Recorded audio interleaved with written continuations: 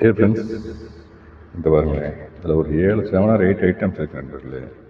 இதெல்லாம் இப்போ பறிச்சது நண்பர்களே, இப்போ ஹார்வெஸ்ட் பண்ணது. நாங்கள் வீடியோக்குள்ளே போகலாம் என்னென்னு சொல்லிட்டு.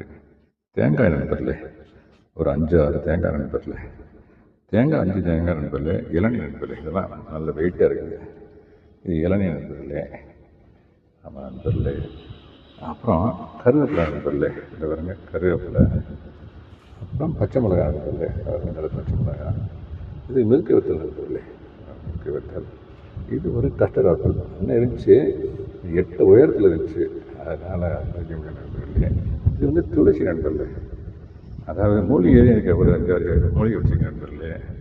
எனக்கு கொஞ்சம் லைட்டாக சளி பிடிச்ச மாதிரி இருக்குது. இதை அப்படியே கழுவிட்டு ஒரு 2 எண்ணிக்கை சாப்பிட்டோம்னா 10 இலை, 9, 11 ஒத்தப்படிலே சாப்பிட்டு நண்பர்களே. கழுவிட்டு சாப்பிட்ணும், சாப்பிட்டா சளி உடனே கேட்கும் நண்பர்களே. அப்புறம் முருங்கைக்கீரை நண்பர்களே, இந்த பாருங்கள், இந்த அளவுக்கு முருங்கைக்கீரை பறிச்சுங்க நண்பர்களே.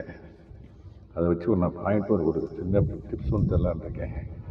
இந்த அளவுக்கு முருங்கைக்கீரை நண்பர்களே பறிச்சுருக்கேன். அந்த மரத்தை பற்றி நான் உங்களுக்கு தனியாக ஒரு வீடியோ தரேன். அதை வந்து அந்த மரத்தில் ஒரு ஹிஸ்ட்ரி இருக்குது நண்பர்களே. நான் பறிக்கும்போது நண்பர்களே, இந்த பாருங்களேன், பூவோடு பறிச்சேன் நண்பர்களே. இதெல்லாம் காயாக வேண்டிய ஒன்று. பூவோடு பறிச்சிட்டேன். இழுக்கும்போது அது சேர்ந்து வந்துடுச்சு. நீங்கள் ஏதாவது கீரை பறிக்கும்போது இந்த தவிர பண்ண நான் ஒரு பாயிண்ட்டையும் நான் சொல்ல விரும்புகிறேன் நண்பர்களே. இந்த வரங்க எவ்வளோ பூ இருக்கு, இங்கேயும் இருக்குது, இங்கேயும் இருக்குது. இதெல்லாம் காயாக வேண்டியது. ஓகே நண்பர்களே. இது மில்கி வத்தல் நண்பர்களே, இந்த வரங்க மில்கி வத்தல் நண்பர்களே. இந்த அப்புறம் இந்த தேங்காய் நண்பர்களே பாருங்க, சைஸு ஒரு மாதிரியா ஒன்று. இதெல்லாம் வேஸ்ட்டு வச்சுக்கோங்க.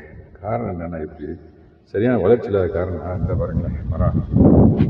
அந்த மரம் நண்பர்களே கீழே ஒரு பாக்ஸ் மாதிரி கட்டி தான் அந்த மரம் போகுது, எடுத்து போகுது. அப்படியே போகுது.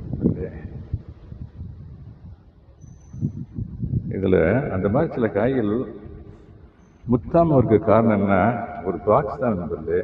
அதுக்குள்ளே தான் அதுக்கு வேண்டிய சத்தை எடுத்துக்குது. ஏன்னா கீழே சிமெண்ட்டு. இதே தோப்பாக இருந்துச்சுனாக்கா வேறு அது பாட்டுக்கு பறந்து போயிட்டு அதுக்கு வேண்டிய சத்தை எடுத்துக்கிறேன். ஆமாம், இது வந்து அப்படி இல்லை இல்லைங்களா, சிமெண்ட்டு பாக்ஸ் மாதிரி கட்டி வச்சேன். அப்பப்போ நான் இந்த மாதிரி கழிவுகள், இந்த மாதிரி காஞ்ச இடைஞ்சல்கள்லாம் போடுறதுனால ஓரளவுக்கு ஈல்டு கொடுத்துட்ருக்கு, நல்லா இருக்குது. அதே மாதிரி அந்த மரம் அதே மாதிரி தான் 2 மரம் இருக்குது நண்பர்களே.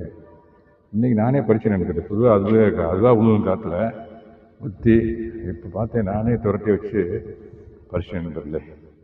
ஓகே நண்பர்களே, இதெல்லாம் ஷேர் பண்ணுறதில்ல ரொம்ப சந்தோஷம்.